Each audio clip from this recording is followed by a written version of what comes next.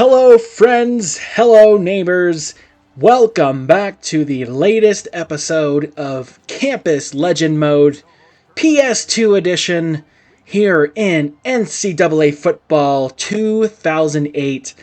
And we are back for some more football action.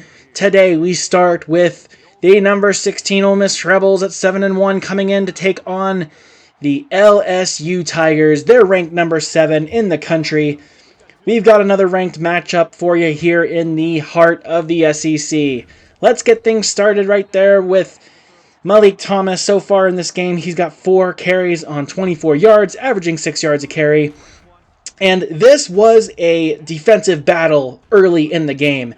The first quarter was scoreless, and then the second quarter, we get our first points here, courtesy of Jevin Sneed's interception. Clemens is there to pick it off, and as you can see, he houses it, and LSU takes the early 7-0 lead.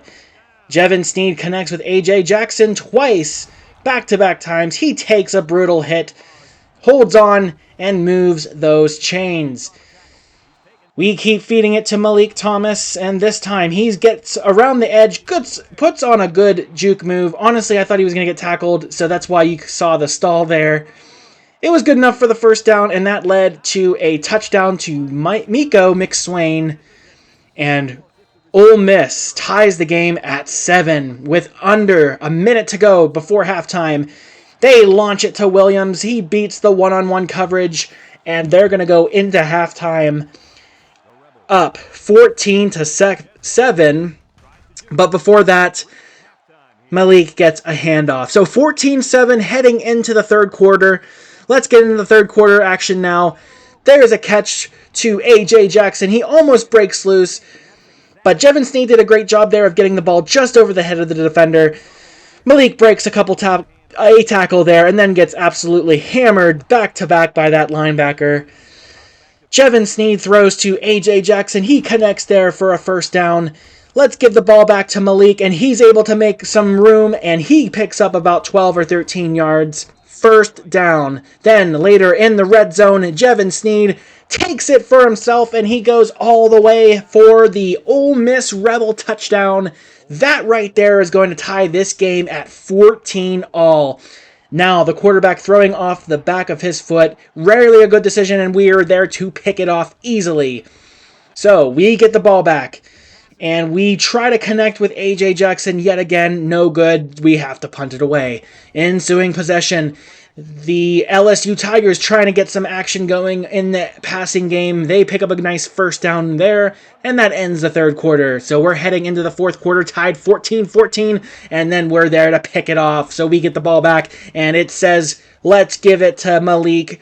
That right there picks up a first down. Jevin Sneed trying to make something happen. He buys too much time and foolishly gets dropped for about a 15-yard loss.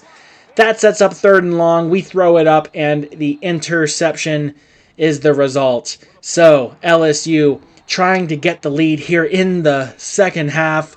Williams is absolutely running full steam. He picks up a nice first down, and it's at the goal line, so they give it right back to Williams, and they are in for the LSU touchdown.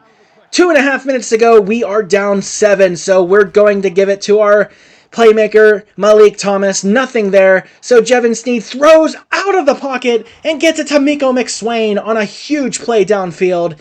Then Malik gets the ball back, and he makes a nice break of a tackle there. Gets a little bit of a conversion, but then we get it back to A.J. Jackson. He picks up the first down. Here on the option, we get it to Thomas, and look at that, breaking ankles left and right. A minute to go. We get it to Malik, nothing there. So it's 37 seconds to go, third down. We need a touchdown to tie the game, and we get it to number 21 there. It's going to set up a 4th and 3. Can we convert?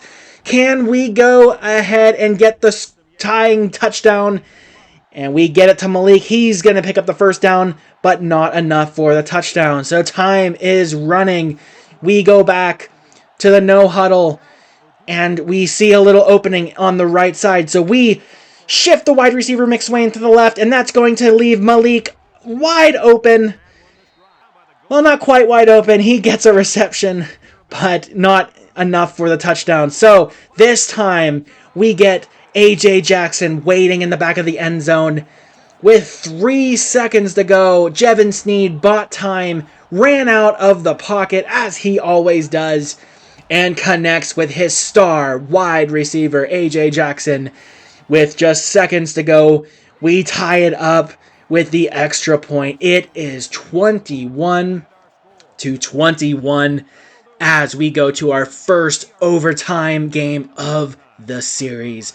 So we win the coin toss and we're going to go on defense first. Our defense has been winning for us all season long. Let's see if we can get another stop here. So LSU on 3rd and short, they go for the end zone and it's picked off. We are going to intercept it. A huge play by this defense that sets up an easy chip shot field goal from 23 yards out. For on the 23-yard line, we nail it, and that's enough to take home the win in dramatic SEC fashion. Ole Miss takes down number 7 LSU by a final score of 24-21. Everybody's hype. Gatorade bath for the coach, and let's take a look at the stats. So, Malik, again, he was going to get the majority of the handoffs. That was the plan, and that's what happened. 24 carries, 114 yards, almost 5 yards per carry. He was the guy throughout, but you could say that the passing game, Jevin Sneed and A.J. Jackson were the ones that won this game today, but nonetheless, still a great performance by Malik. So, a few games left in the season. Let's take a quick look at the top 25 pulls. As you can see, we are right there at number 13 after that upset win over LSU. So we're going into the next game with a record of 8-1. We're looking to keep the momentum going.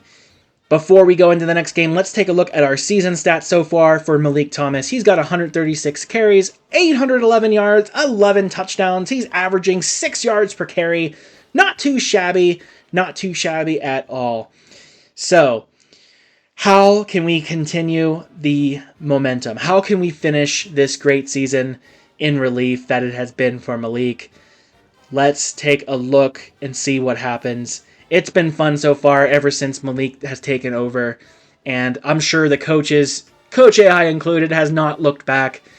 We're going to need that continued offensive production if we want to make some noise in the conference standings, which we currently are in front in the SEC at the moment. But before we talk about conference championships, we got another huge SEC game. As you can see, we are leading the conference with a 6-0 record in SEC play. We have got Auburn. It's another huge game. Can we pull off another upset?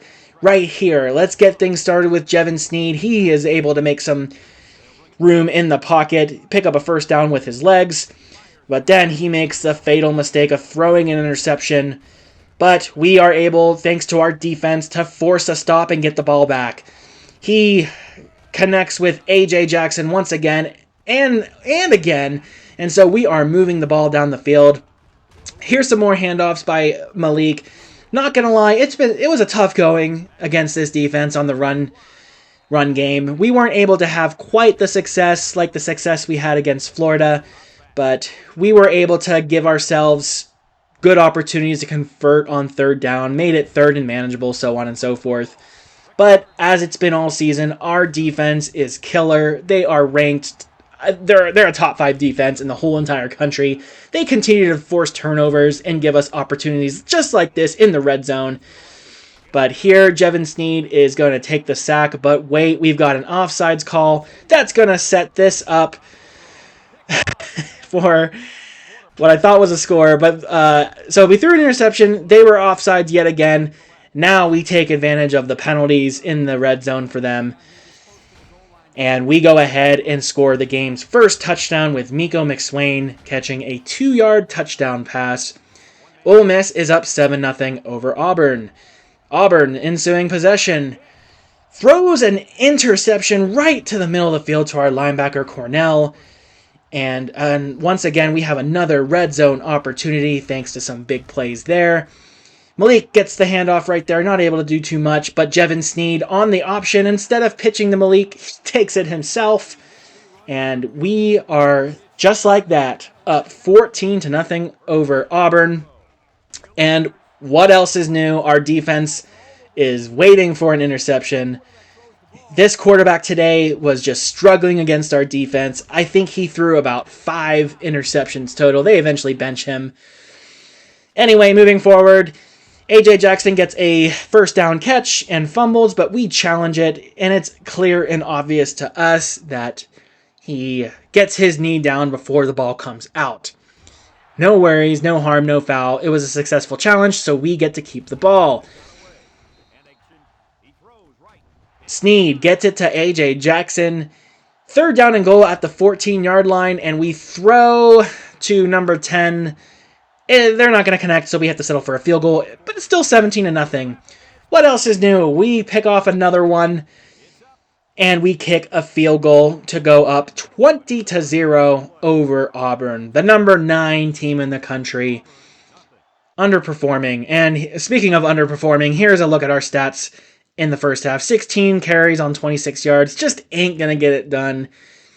Malik and the offensive line is just really struggling to hold up against this defense of Auburn's. But we're going to see if we can have some success in the second half. And here's the opening half, or the opening kickoff of the second half. And Ben Tate, is able to get some space, break a tackle, and take it all the way to the distance. That's 100 yards, and it's 20-7 just like that. And Jevin Sneed gets it on the option. He takes it himself for a huge gain, but pitches it to Malik, and he gets some credit there for a nice run. Then, later in that same drive, Malik gets the ball, and he finally finds some space. A nice pickup there. It's still 20-7 here in the red zone. We throw and connect to Miko McSwain. That's going to be his second touchdown reception of the game. And we pull ahead 27-7. And next possession, we intercept the ball for the 4th time. Malik just making it difficult for the defenders to bring down the runners. And that leads to another successful drive, and Malik is in the end zone yet again, his first of the day. As you can see, up to that point, he's got 22 carries for 84 yards, performing a little better. It's enough, though. Ole Miss pulls away 34-23. It's the final score.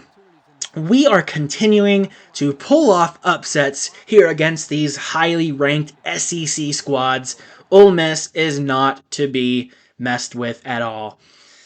So, game stats. Here we go. 24 carries. As you can see, Malik has and continues to get the majority of the carries.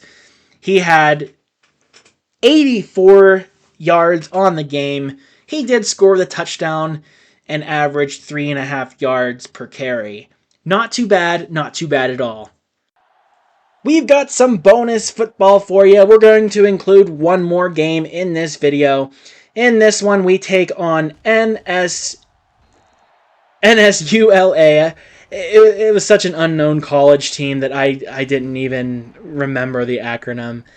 NSULA is our opponent, and this one is going to get ugly pretty quickly. No surprise there, Malik is able to find some room on the outside, turn the corner, and jet all the way to the touchdown. And then he makes a touchdown reception in the red zone. We're quickly up by 2 scores. And we get the ball again, and Malik has another nice pickup right there. He's approaching, as you can see, on 1,000 yards for the season. And then we cap off the drive with, what's almost a touchdown. This caps off the drive. And we're just like that, up 3 scores over NSULA. It is 20-0. And then let's add on Malik Thomas. Who else takes the punt return all the way for the touchdown? That's his 3rd of the game, and his 3rd different kind of touchdown. He has a touchdown on the ground. He's got a touchdown via reception, and now he has a touchdown on a punt return. But things are not going to slow down for us. We go for the end zone and connect with A.J. Jackson, but there's a holding penalty on us, so it's going to come back. We're going to lose the touchdown, but guess what? We're just going to go right back to it. We ain't scared. We lob it up to A.J. Jackson, and he's there again for a touchdown for Ole Miss. No problem. We get called on a penalty. We just go right back to it. That was the attitude, and it worked off well. Here's a nice run by Malik. He picks up almost 10 yards, and then before the half, we throw it deep to McSwain, and that sets up that field goal. It's 35-0. This game is out of reach, but we're going to still throw it down the field. That time it's to A.J. Jackson. He has a nice catch, takes it all the way to the for a touchdown, but it's coming back. It's going to come back, so it's no good. We have to try it again. So I call the exact same play, and Jevin Sneed launches it again on the same exact safety. And this time, A.J. Jackson's going to take it all the way, but no. Offensive pass interference, sets up 1st and 23, takes back 2 touchdowns.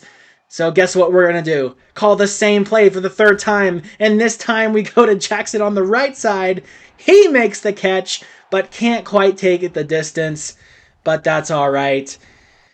That's going to end Malik's day right there after that. He had 15 carries for 126 yards, so we subbed in Derek Davis, and Derek Davis was there to take advantage of the opportunity. This is touchdown number 1.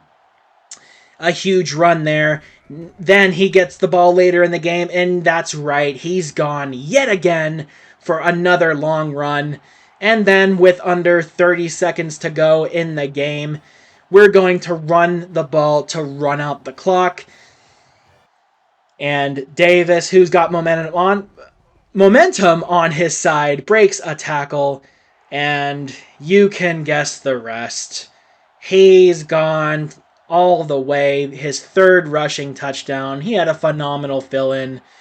That one was a 60-yard run, and that ends the game with a final score of Ole Miss 59, NSL whatever their name is, 7. 59-7 is the final score. Pretty good game in relief for Derek there. 193 yards, 3 touchdowns of his own. Both of our running backs are feeling good. It's not going to change anything. Malik is still the guy going into the next games. But it's good to know that Davis can have these really good games in those relief roles. So that's going to do it for this video. Guys, thanks for tuning in. Stay tuned because we got the season finale coming up in the next episode. If you liked the video, give it a thumbs up. If you haven't already, consider subscribing. And of course, all my friends and neighbors, you have yourselves a great rest of your day.